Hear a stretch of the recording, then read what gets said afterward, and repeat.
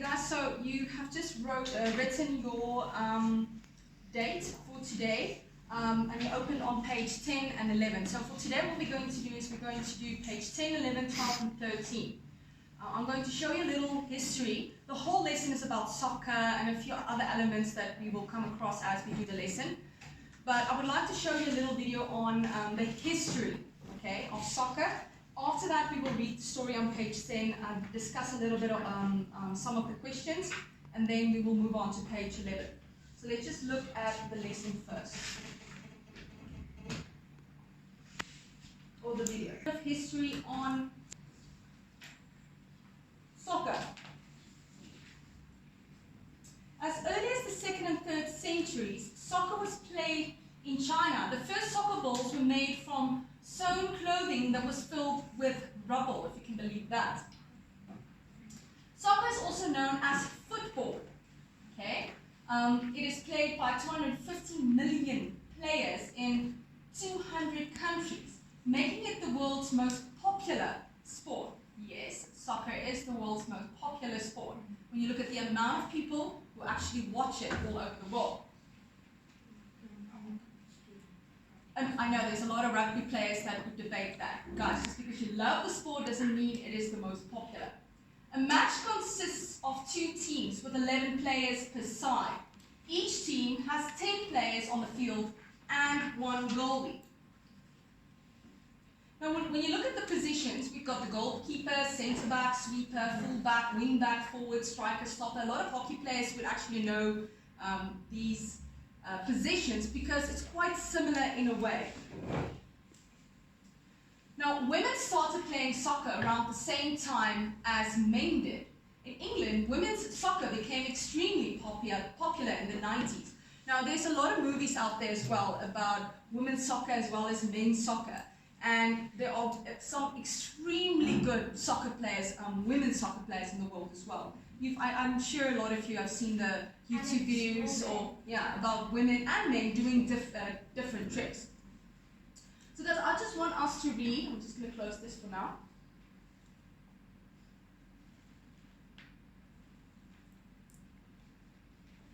Page 10. I want us to read Soccer in My Village. Okay? Together. So please follow on page 10. I will read for you.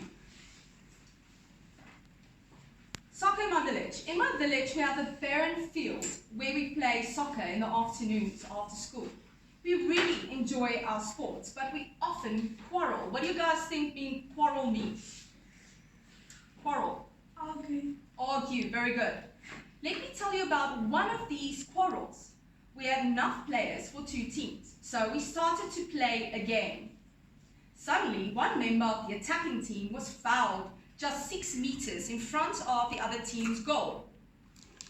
The attacking team began to scream and shout, saying they wanted a penalty.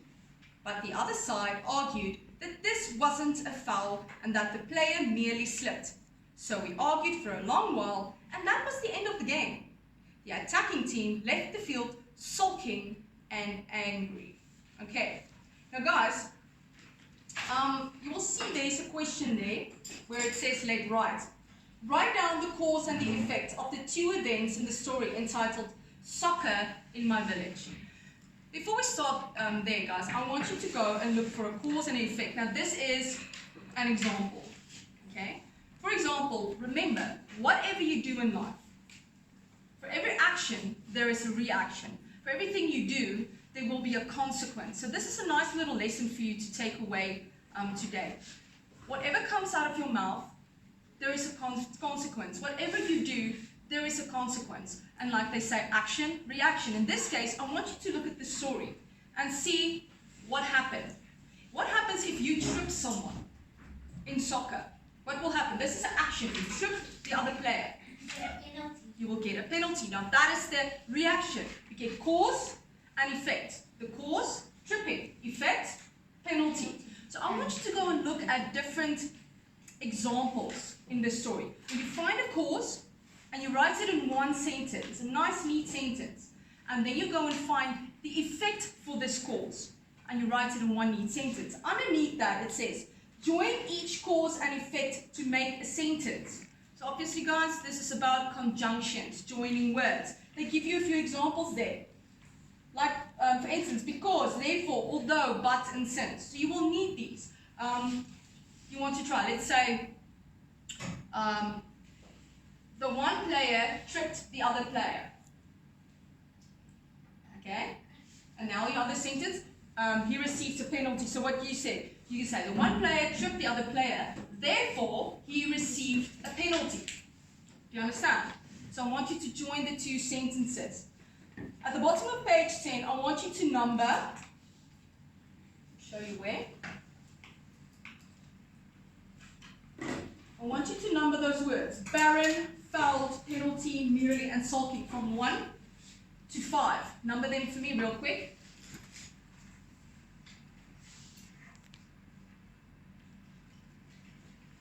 Now you're going to match them up. Let's do a couple of them. What does barren mean? Who wants to try there?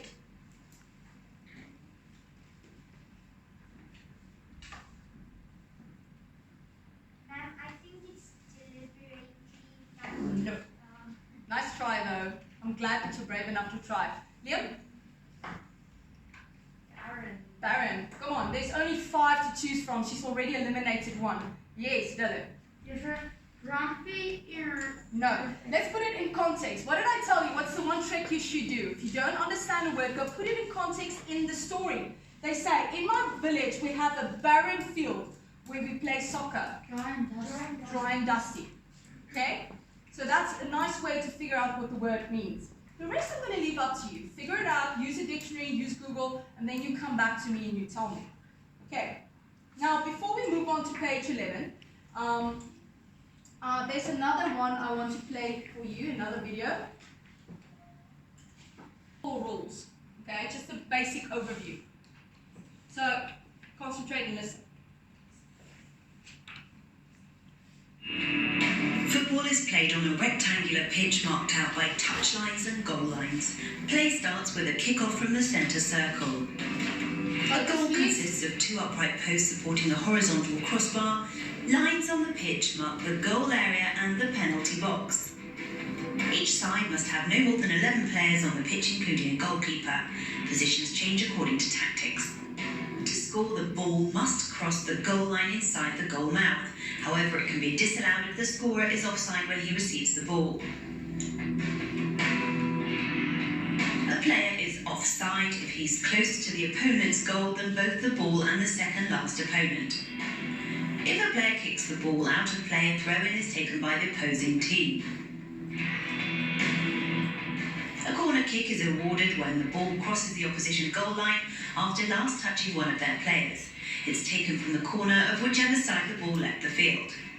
Free kicks are awarded to teams for fouls and misconduct outside the penalty area. They're taken from the spot where the offence occurred. Players from the opposing team often form a wall between the ball and the goal. If a foul occurs within the penalty area, the referee awards a penalty. The defending goalkeeper must remain on his goal line until the ball's been kicked. Okay. Let's look at the text. Rules, the rules of football. Okay, follow. While I read, please. Page 11. Who actually wants to try? Try me. Thank you. Anyone after her? Yeah. Okay. So Nike, you may start. The rules of football. The soccer referee was introduced to keep soccer games orderly and to see that people follow the rules of the game. This may not be the best way of doing things, but almost 120 years later, referees are still used for this purpose. Right. Continue, Liam. In addition, what soccer referees have to do has stayed almost the same, although other aspects of soccer have been changed. The rules of the game, the tactics, and even the design of the soccer ball have changed. But the referee's job is basically unchanged. Great job, guys. The main role of a soccer referee is to make sure that the players keep to the official rules of the game and to punish players who break the rules. The referee will, for example, punish a player who commits a foul by giving the other team a free kick and by showing the player a yellow or red card. Quite similar to guys? Or any other sport. A player who gets 2 yellow cards or 1 red card during a match has to leave the soccer field immediately. People usually talk about the referee as if there's only one person who watches what the players are doing and decides what to do if a player breaks a rule. In fact, there's actually a team of 4 referees on the pitch. The central referee does most of the running and decision making, but the other 3 assistant referees watch from the sidelines and help the referee. The assistant's main job is to look out for offsides, but they can also take action when an offense takes place near the side of the field. Okay, guys, let's quickly look at the questions here. Is there a connection between soccer in our village and this one? Guys, this is very easy. Is there a connection between the first text we read and this one? Very easy. What do you think it is? Soccer. It's common goal. Okay? Most of these questions you will answer by yourself because I want to hear your input later. Who do you think takes the final decision if there is a foul on a soccer field? They just said it. Yes, the referee. Do you think that referees are always right? Ooh, this is a tough one. Do you think they're always right? No. In the game they are, even though sometimes they are wrong. Okay, nobody's perfect, so nobody's perfect, and when they referee a game, sometimes they make mistakes and they have to live with it. Okay, nobody's perfect, but in the game, the referee says sometimes, in most sports, it just goes. We all know that by now, right? What is your favorite sport? Does your sport use referees who have the same kind of responsibilities as football referees? This is your own answer, okay? You can tell me that later. Would you like to be a referee? Why or why not? Now, this is for something I would actually like to hear. Who would like to be a referee? In the past, I received some very interesting answers. Yes? I want to be one teacher. Say again, why? But why? Do you want to be one? Okay, why would you like to referee any kind of sport? Because my dad usually helps rugby. I know your dad is a rugby referee, and he does it really well as well. So, but that shouldn't be the only reason. Is there anyone else who has a reason that maybe why they would like to referee? Like maybe you like to be in charge, or you want to make sure fairness takes place in a game. Who maybe has aspirations in that line or goals in that line? I'd like to teach softball. Why not? That's coaching. But would you like to umpire one at the games? Yeah. What? Stressful though. Okay. Max, can't you like play but not at the same time, but can't you be a player and a referee, but not at the same time? Of course. In softball, yes. I'm sure in other sports as well. Okay, but you have to do your courses. It's not just showing up and say, hey, I'm referee. Well, yeah. Because you need to know your rules. Okay? They say find words in the story that mean the same as the words below. This is also your own. The words are method of playing. This is kind of tough, so you're going to have to really dig deep and go find them. Method of playing, sports field details, parts, and penalize. Now the next part, guys, is basically self-study, but I'm going to help you out a little bit. I want you to read page 12, guys, at home as well. I want you to read page 12, Soccer Rule 12. What does it tell us? Okay, and then I want you to answer the questions on page 13. That was perfect with the power, that just went off. Okay? Hey, don't give comments. Okay? Page 12. So I want you to read page 12 and answer the questions. Let's quickly look at these questions. They ask you to find and underline 3 nouns. Now we all know what a noun is, naming word, and 3 verbs in the first paragraph of the text above. Explain how you know the words you have chosen on nouns and verbs. Very simple, very straightforward. Okay?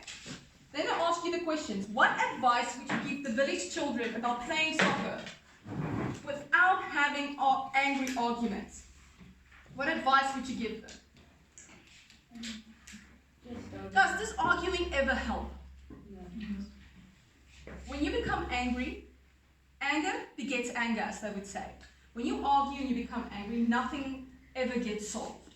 Okay? So it's always a good thing just to look at the other side's point of view and find common ground.